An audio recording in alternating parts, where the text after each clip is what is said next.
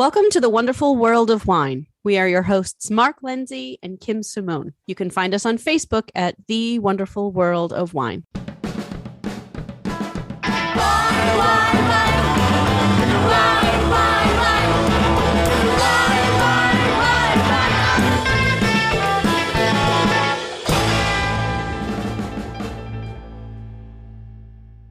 Hello and welcome to the wonderful world of wine. Every week, we meet with you and discuss trending topics in the wine world. I am host Kim Simone here with my co-host Mark Lindsay. And how are you today, Mark? Everything is great, Kim. Always excited to talk wine with our listeners. Wonderful. Absolutely. And we are here in the dead of winter, but we are still talking about wine and what gets us excited about wine, and want to bring some of that information and knowledge to you, our listeners. So we have a couple of articles to talk about today. And the first one is something that we touch on every once in a while. And there are ups and downs, I would say, with the popularity of pretty much everything. And wine is no exception. And we have an article from Wine Searcher, which is a website that we love and gives us a lot of not only articles, but also is a great way to search for pretty much everything that is out there and available in the wine market. And it's wine not being invited to the cool kids party. And I think that this ties in a little bit with not only that ups and downs of popularity, but also who's to say what's cool and what's not cool. And sometimes wine is considered to be a fun, cool thing. And other times it's considered to be a little stodgy and boring and stuffy. Where do we land on the wine spectrum, Mark? I think we try to make wine cool. Yeah, well, we love talking about it and hopefully get people interested in it. But I guess the trend it's not been very popular. We're talking about during the COVID lockdown, wine was way up. But after like December 2020, it started to plummet way down. And they were kind of comparing that to what's going on in the restaurant industry, because they're saying in the restaurant industry, spirits are way up. Yeah. Wine is way down. But there's so many factors out there. There's always new products coming out in the liquor industry that take away from somebody. And it looks like it's taking away from wine. And that affects the younger generation. And I guess, Kim, the trend would be if you don't start dabbling in wine when you're younger, you may not pick it up later on, is kind of maybe the gist they're going for. But why are we seeing wine down? They're saying the wine costs maybe 2 times more than other things.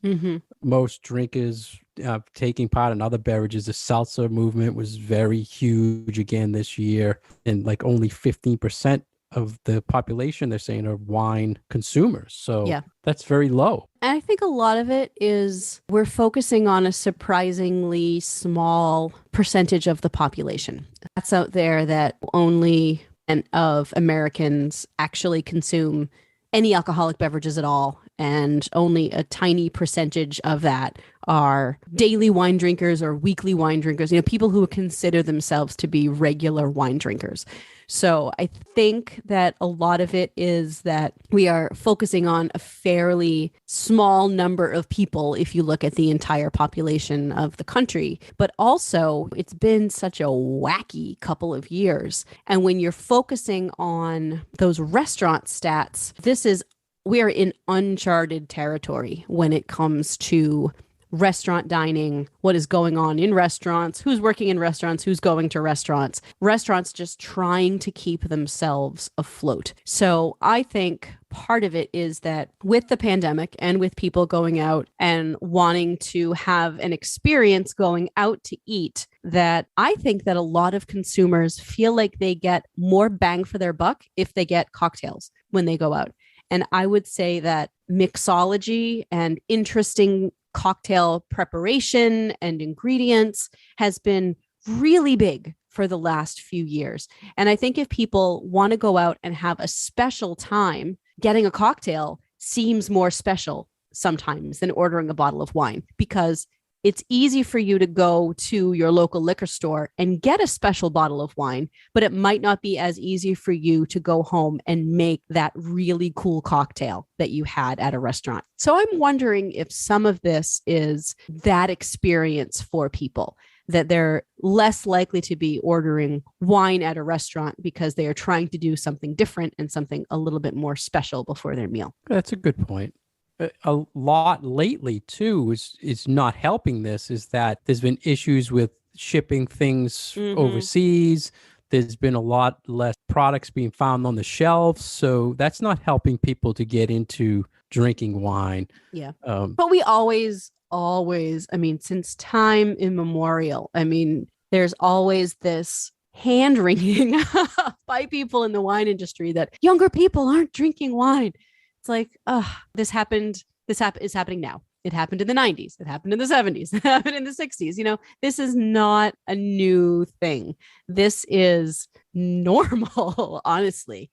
Like, you don't get a lot of wine drinkers in their 20s. People are drinking beer. People are drinking cocktails. People have to get a little bit older, I think, before they get tired of those things and settle down a little bit and want to explore wine. Like, I think there's there's a difference between having a glass of Chardonnay at your cousin's wedding versus going to a wine class and learning about Chardonnay. And I think that it takes a little bit more time on your hands. Frankly, it takes a little bit more, I don't want to say disposable income, but figuring where you want to put some of your entertainment dollars. And if you have a little bit of those and you want to learn about wine and put them in there, then generally, if you're 22, you're not going to be necessarily doing that. I mean, I did, but I mean, it's me. So. Right. No, makes sense. But do you think there's too much negative attention in the news that kind of turns people off on wine as well? Because when you hear things in the news about wine, it's that there's fires that wrecked all the wine, or there's bad climate that's wrecking all the wine, or you can't get the wine because you can't, champagne can't be found. So people hearing maybe all this negative about wine, you usually don't hear that about your favorite spirit. And as far as seltzer, all you heard was, oh, seltzers are huge, they're very popular. You don't really hear that good side of the stuff for wine. You hear the bad stuff. I don't think that hearing that is necessarily going to then translate in someone's brain to, oh, I don't want to try wine. Yeah. I think or I shouldn't try it. You don't think people think maybe I shouldn't try it because the climate is bad and they're saying it's... I almost feel like it's the opposite.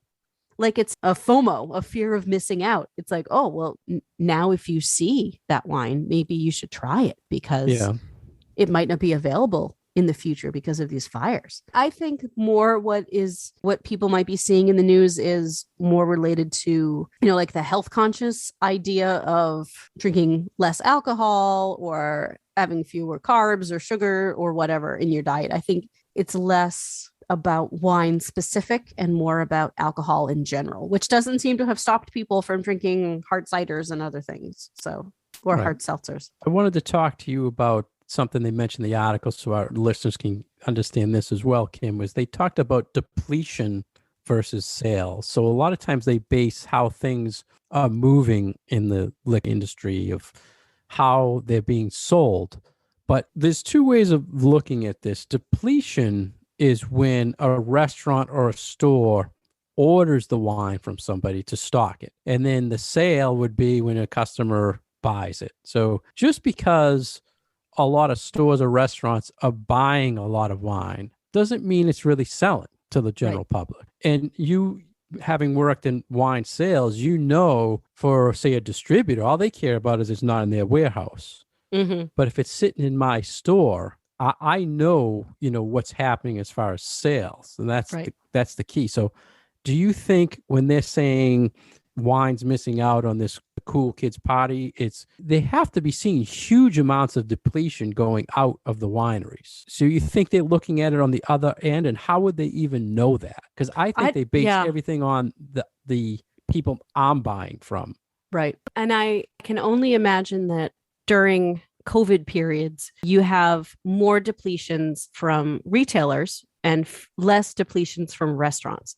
And we know that the restaurant segment has gotten hit so hard over the last almost 2 years now that this is not business as normal, business as usual. So if you're looking at what restaurants are buying and depletions by restaurants, you are getting a very different picture from what normally is.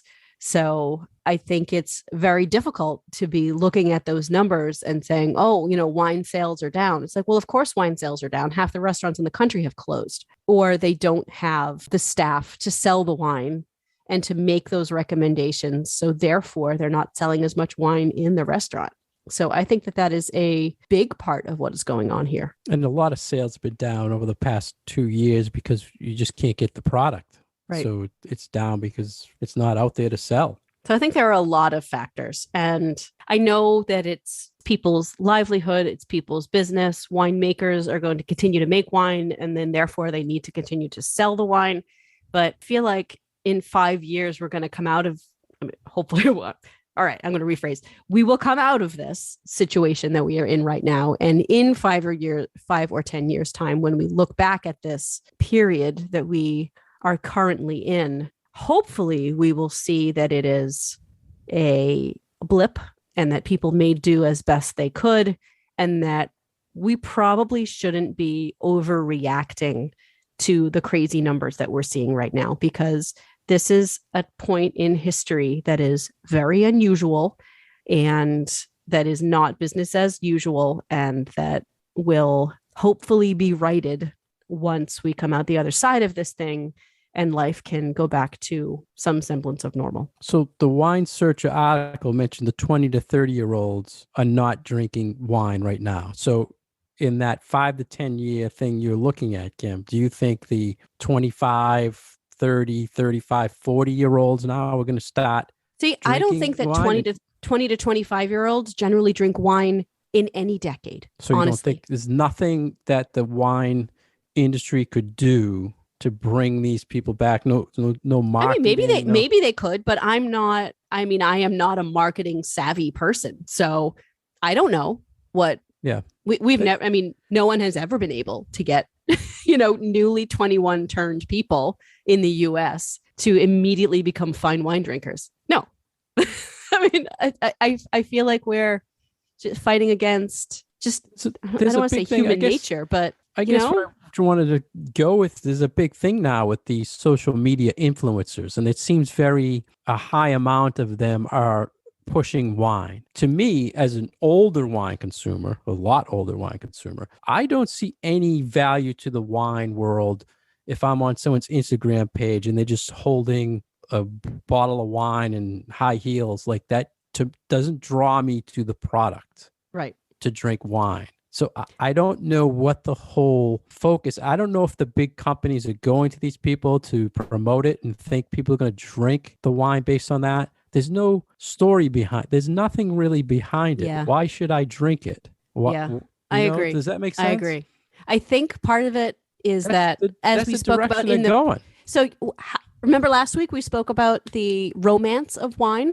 Yeah. I think that social media influencer folks who are showing themselves with a glass of wine in a fancy location, someplace exotic, someplace you don't live and you want to be there. I think that having wine in those environments, it's not about the wine itself. It's about what does wine stand for? And wine stands for relaxation, luxury, letting yourself be relaxed, find food, enjoying and taking pleasure in your senses. Like, I think that is what it's saying. It's not about the wine itself. It's about what is me having a glass of wine saying about the whole package. Right. So I don't think that it's necessarily like, be like me and have this glass of Sauvignon Blanc from New Zealand because it tastes like citrus and blah, blah, blah, blah. I think it's more, look at me, I'm drinking wine. And in your mind, you, the consumer of that media, you are attaching that romance to the wine. You are attaching that idea of luxury, relaxation. You're obviously not working. You are in a leisure time. Like, think that it's that, and that it's this that perception of wine is part of this package. And so therefore, I think that's why wine folks want that younger generation to include wine in that. And maybe eventually it will, somebody goes on vacation and they're like, oh yeah, this seems like the kind of environment that I should be drinking a glass of wine in. So if you go to Portugal, you go to Italy, or you go to France, or you go to some place that has a wine culture, you're going to be drinking a glass of the local wine instead of a cocktail, perhaps. So maybe that's where it will play up, but probably not when you're in your local liquor store. Wine marketing is just puzzling to me because they went with, say, like Snoop Dogg to promote wine and they grab some people, right? But then the same company now is using Martha Stewart. Well, Snoop and Martha, they go together. They go together, but it's like, are you thinking that the younger generation is going to buy Martha Stewart wine because they bought the Snoop Dogg wine? And are we only trying to get people to drink wine based on that instead of what's actually in there or why they should drink it? Or, it's like, but people choose their wines based on a number of different factors. And I think the flavor of the wine is probably like 2, 3, or 4 on that list. Yeah. Well, that's what the trend is in the liquor with tequila. Everybody, celebrity in the world is coming out with the tequila and they're selling like crazy. Mm-hmm. And they're taking away that wine drinker. So it's just baffling how things, go back. Like you said, it'll come back, it's all cyclical. It's all cyclical. But I liked how they said the wine not inviting the cool kids party, so wine is cool. And we know that, right, Kim? But geeky, but. I mean, when I was 23, 24, my peers were not drinking wine. We were drinking cocktails. We were drinking beer. I was unusual in that I was taking wine classes. There were not a lot of people of my age in a wine class. And I have to say that I'm really impressed by the number of younger students that we have in some of our Commonwealth Wine School classes. And not just people in the industry, but people who are like sincerely interested in learning more about wine. But I don't think that it's necessarily something that is ever going to be a right off the bat, this is what you get into. I think it's something that develops. So, I mean, like I said before, people have been wringing their hands over how to get younger wine drinkers for decades. So I think this is just part of the cyclical nature of what people drink as they age and how we get people to learn to appreciate wine at maybe a younger age or maybe not.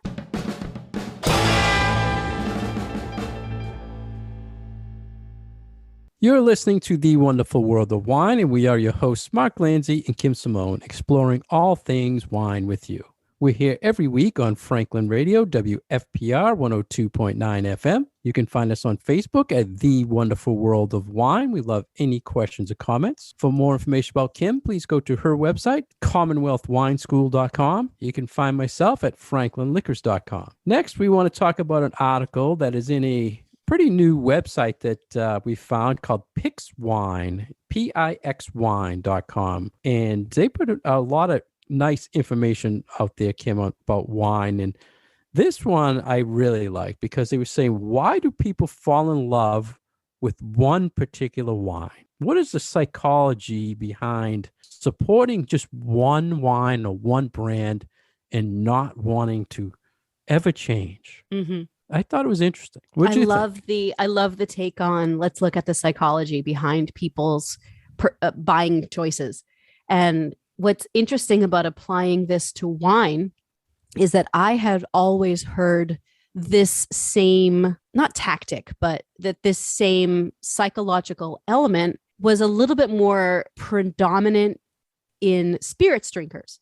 That if you drink Smirnoff vodka, you will continue to drink Smirnoff vodka. You are not going to try a different brand. And for beer drinkers as well, if you are a Bud Light guy, you are going to be a Bud Light guy. Or if you drink Heineken, you're drinking Heineken. And it never occurred to me, but it didn't occur to me that wine drinkers would also fall into this category of being very brand, what's the word I'm looking for? Not brand conscious, but like loyal to the brand. Brand loyal Yeah. And the first brand that they bring up in this article is Kendall Jackson and Kendall Jackson Chardonnay, which is really kind of a no-brainer when you talk about brand loyalty when it comes to wine. And I think we see this often with other styles of wine, but I think for wine, it can be a little bit broader. Like sometimes it's not just a particular brand, but a style has its own brand as well. So like New Zealand Sauvignon Blanc can kind of be seen as a brand because so many of them, frankly, are very similar to each other, but also they can be pleasing to the drinker. If you like one brand, chances are you will probably like another one. I thought it was a good point to mention one of the big brands, Kendall Jackson. And looking at it, that if that's your brand and that's what you drink all the time, the way you're probably comfortable with, because you know what you're getting. It's the familiarity. Yep. And then the other thing they mentioned that I never really thought of is they also know how much you can drink of that. I never thought of that either. It was a great point. Like I can drink, and I relate that back to the Bud Light guy. I can drink 10 Bud Lights. I know because I can drink. With Kendall Jackson Chardonnay, I drink it all the time. I know I can have 2 glasses, 3 glasses, and I'm safe because that's my brand. I know it. Whereas if you tried another Chardonnay that night that might be a little higher in alcohol you're not used to, it can affect you. So I thought that was a good point. Yeah.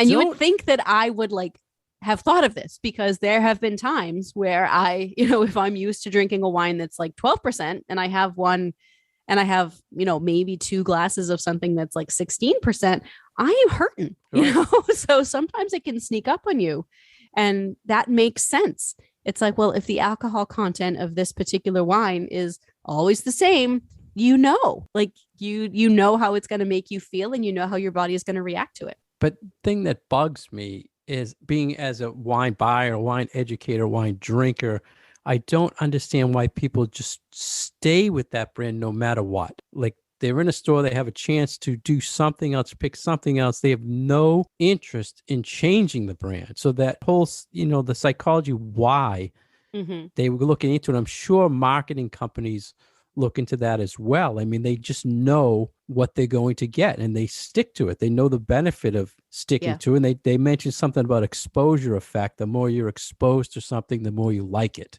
And that's how we're taught to feed vegetables to children, right? They need to try something at least like 7 or 8 times before they'll accept it. But on the other side of that, being in this industry, we know I think there's a lot of negatives to just doing that all the time. You might safe. Not have ever I can understand a lot of people don't like change and don't like challenge and want to stick with what is safe and what is understood and what is known. So that part of it, I mean, I get that there is that aspect of human nature that sometimes we just want to not think about it, right? We want to have that safe, known thing.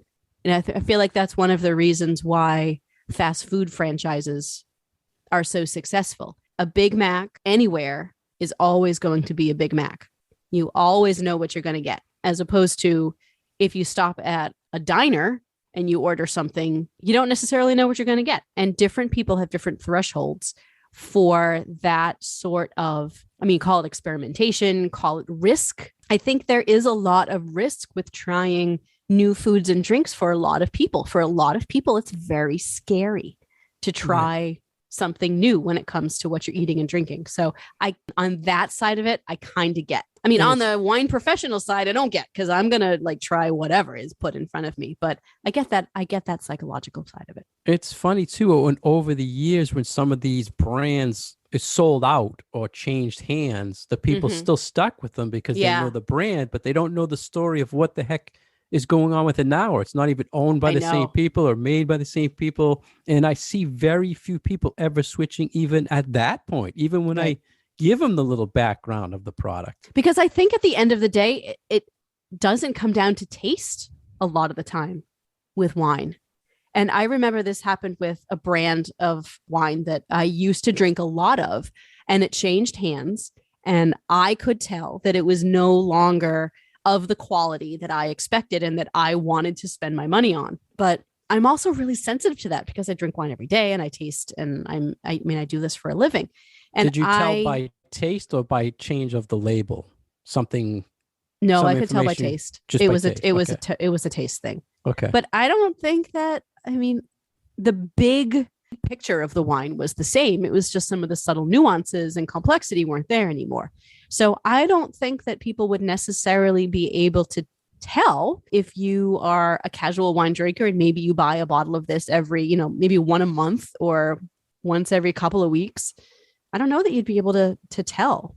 I mean, maybe. Yeah. Most of but- the time when that happens and a brand is sold or changes hands somehow, they try to make the style exactly the same. So Yeah. if you're tasting a difference, which you did in that case, I would assume the people who are loyal to that brand would have tasted the difference Yeah. as well. And I would So- think so. I mean, if a brand used to be from, say, something drastic, like all the grapes used to be from Napa and then it became California wide, I would think that a change in flavor would be noticeable.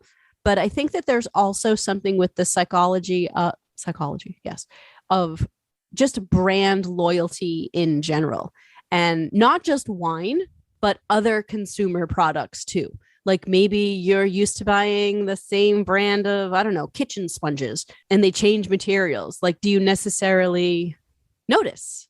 Right. I don't know. I don't think that this is just specific to wine. I made a note here about how can you change that. You have to refresh my memory, Kim. Was that in the article of the points they made, how you can change, or did I just go off in my own direction here and write a note? No, on there this? there was a little bit at the end. Okay, so let's kind of bring up a few things here for our listeners. If you're on one brand and you're thinking about changing, what are some of the things that can make you, or not force you, but kind of push you in the direction of getting off that brand? Yeah. So one of them, one of the points they were talking about sort of changes in trends, but I think that holds true for something new to the market. But I would say that that could be non-wine related as well. Non-wine right? related, Yeah, sure. so I mean, seltzers or a right. beer. So I mean, or- obviously, hard seltzer drinkers have to be coming from somewhere, right? They're not all just recently turned 21-year-olds. So someone had to have been drinking something else and then changed to the hard seltzers. And who knows? I mean, it might have come from a number of different drinks categories. But then they talked about making conscious decisions about supporting certain brands, and from sort of an ethical perspective, that sometimes you don't want to support a particular brand because you don't back their stance on social issues or other things that are going on with the either owners of that company or whatnot. But I think that a bigger part could be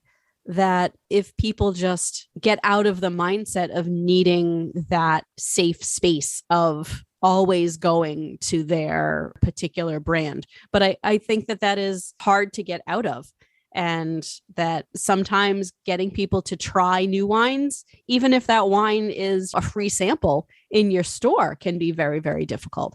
So I'm not sure what the solution is to get somebody out of that. And I hesitate to call it a rut, because I don't think it's a rut. I think it is a conscious decision to, you have what you drink. And soda drinkers are the same. I mean, you don't get Pepsi drinkers turning into Coke drinkers, and you don't get Coke drinkers turning into Pepsi drinkers. And I think that a little bit of that brand loyalty you can see with some wine drinkers. That brand loyalty is really a comfort zone that's very hard to change. It's a comfort zone. It absolutely is. But one of the things you had mentioned, Kim, was learning something about the brand. I plead with the listeners out there, if you have a brand that you've always consumed and you just don't want to change, just if you've never researched it, just do some research on it. Maybe there's something you won't like that's based on that brand. Some brands are owned by tobacco companies. Some brands have very pronounced political views. But what is it made of is what I'm saying. Go out there and just research, what am I drinking? If you've never just done that, stay loyal to it, but learn about your brand. Learn what you're really drinking and compare that to something else. I'm not saying go out and buy something else or taste, change, but compare it to something else and see what you find. There's a lot of information out there. And if you can't find it, call Kim. She'll help you. Right? Or Mark. He's the king of Google. Depending on the brand, right? But right. yeah, this just baffles me how people, one brand, and I'll laugh at myself because, I'm in retail, so I can get really anything I want to take home. And there's nights I said, geez, I want to take home a wine. And I'm walking, had that. I don't want to, it's like I'm always trying to find something different. Yeah. And I guess that's just the mentality. I just try to understand. Yeah. And that's you. And it's probably a lot of people, because we certainly get a lot of people who do want to try new things. But my challenge to our listeners would be kind of to take that opposite route. And you hear about, psychology, especially of teenagers and risk taking. And there's this concept of taking safe risks that your brain and your hormones and whatnot consider to be a risky maneuver. So you get extra pleasure out of them, like riding a roller coaster. It's perfectly safe, but your brain and your body doesn't necessarily realize that you're taking a safe risk. So I would say, let's apply that to trying a new wine or trying a new food, that your brain is going to release new like risk chemicals. So you feel like you're riding a motorcycle really fast or you're taking some chance, but it's a very safe chance because it's just buying a new bottle of wine. So take that risk, take that chance, try something new. You might be pleasantly surprised. It might not be a wine for you, in which case you're going to be like, oh, this does not live up to my expectations. But you could be pleasantly surprised, and your brain is not going to know the difference between trying a new bottle of wine and riding really fast on a motorcycle. Yeah, and if you do that, let us know, please. We want your feedback. If you're a listener that drinks the same thing over and over and you change based on something we've said today, please let us know.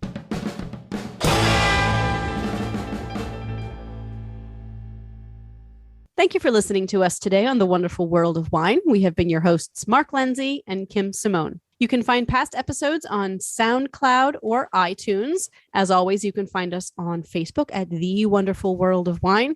And we will visit with you again next week on Franklin Radio 102.9. Cheers.